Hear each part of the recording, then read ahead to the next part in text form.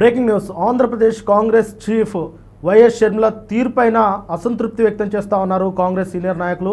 ముఖ్యంగా ఆమె 2021లో కాంగ్రెస్ పార్టీ పగ్గాలు చేపట్టిన తర్వాత అప్పటికే పార్టీ బలహీనంగా ఉన్నది. అయితే ఆమె పగ్గాలు చేపట్టడంతో పార్టీ బలపడుతుందని అందరూ భావించారు.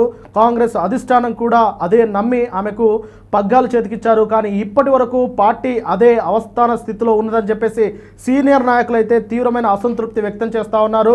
ఎంతసేపు షర్మిల గారు వైఎస్ జగన్మోహన్ రెడ్డి గారిని విమర్శించడము, ఆయనను తిట్టడం వరకే సరిపెట్టుకుంటున్నారు. అంటే పర్సనల్ ఎజెండాతో వెళ్తున్నారు తప్ప పార్టీ ఎజెండాను పక్కన పెట్టారు. ఇలా పక్కన పెడితే ఇక పార్టీ తిరిగి అధికారంలోకి రావడం కష్టమే అని కాంగ్రెస్ సీనియర్ నాయకులు భావించినట్టు తెలుస్తూ ఉన్నది.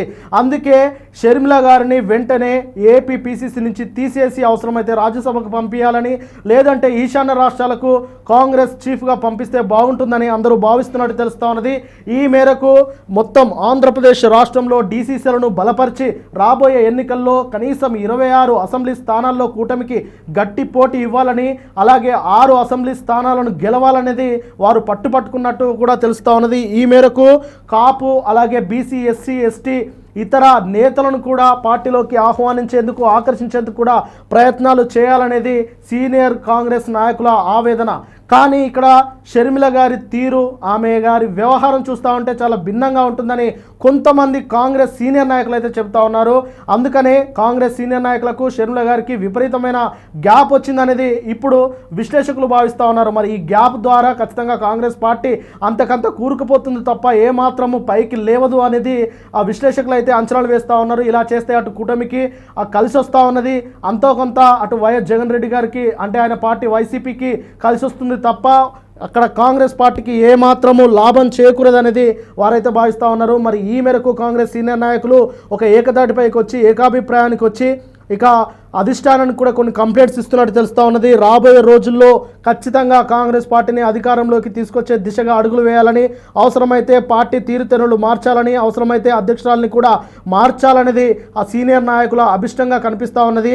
ఇక పార్టీ గేరు మార్చుకొని దూసుకెళ్లాల్సిన అవసరం వచ్చిందని, ఈ మేరకు ఎవరైతే పార్టీకి దూరంగా ఉన్న వారందరినీ ఆకర్షించే పనిలో సీనియర్ నాయకులంతా ఉన్నట్టు తెలుస్తూ ఉన్నది. ఈ మేరకు మాజీ కేంద్ర మంత్రి పల్లం రాజును యాక్టివ్ చేయడము, అలాగే వైసీపీ టీడీపీలో ఇబ్బంది పడుతున్న కాపు నేతలను ఆకర్షించడము, బీసీలను ఆకర్షించడానికి మాజీ మంత్రి మాధవరెడ్డిని రంగంలోకి దించడము, అలాగే పాత కాంగ్రెస్ నేతలను తిరిగి పార్టీలోకి తీసుకురావడం, అలాగే కమ్యూనిస్టులతో కలిసి రాజకీయ పోరాటాలు చేయడం వంటి వ్యూహాలు రచిస్తున్నట్టు కూడా తెలుస్తూ ఉన్నది.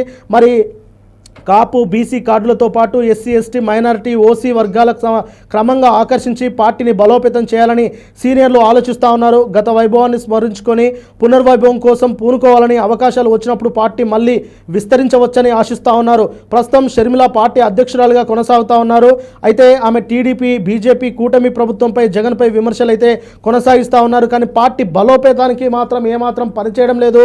ఆమె కేవలం కార్పొరేటర్ స్టైల్లో లేదంటే పీఆర్ఓలతో మీటింగ్లు మాత్రమే పెట్టుకుంటున్నారు తప్ప క్షేత్రస్థాయిలో ఉన్న కార్యకర్తలతో ఎక్కడ పాల్పంచుకోవడం లేదు, వారితో మంతనాలు జరపడం లేదు. మరి ఈ విధంగా ముందుకెళ్తే పార్టీ ఖచ్చితంగా ఇంకా పీకల్లోతూ కష్టాల్లోకి, నష్టాల్లోకి కూరుకుపోతుంది తప్ప ఏమాత్రం పార్టీ బాగుపడదు అనేది సీనియర్ నాయకుల అభిప్రాయంగా తెలుస్తూ ఉన్నది. మరి చూడాలి, ఇప్పటికైనా సీనియర్ నాయకులతోటి కలుపుకొని వైఎస్ షర్మిల గారు ముందుకెళ్తే కాంగ్రెస్ పార్టీ ఎంతో కొంత ఏపీలో బలపడుతుంది, లేదంటే అంతకంతకు కింద పడిపోయే అవకాశం అయితే కనిపిస్తూ ఉన్నది. ఇప్పటికీ పక్క రాష్ట్రమైన తెలంగాణలో కాంగ్రెస్ అధికారంలో ఉంటే ఆ పక్కనే ఉన్న రాష్ట్రము ఆల్రెడీ కొన్ని సంవత్సరాల పాటు ప్రభుత్వాన్ని ఏర్పాటు చేసిన కాంగ్రెస్ పార్టీకి ఇప్పుడు ఏపీలో పడుతున్న గతిని చూసి చాలామంది అయితే విస్తుపోతూ ఉన్నారు. మరి ఇకనైనా అటు కూటమిని అంటే బీజేపీ, జనసేన, టీడీపీని ఎదుర్కొని, అలాగే వైఎస్ జగన్మోహన్ రెడ్డి పార్టీ అయినా వైఎస్ఆర్సీపీ పార్టీని ఎదుర్కొని కాంగ్రెస్ నిలబడాలంటే ఇప్పుడు చేస్తున్న పని, అలాగే ఇప్పుడు ఉన్న వ్యూహాలు సరిపోవని కొత్త స్ట్రాటజీలతో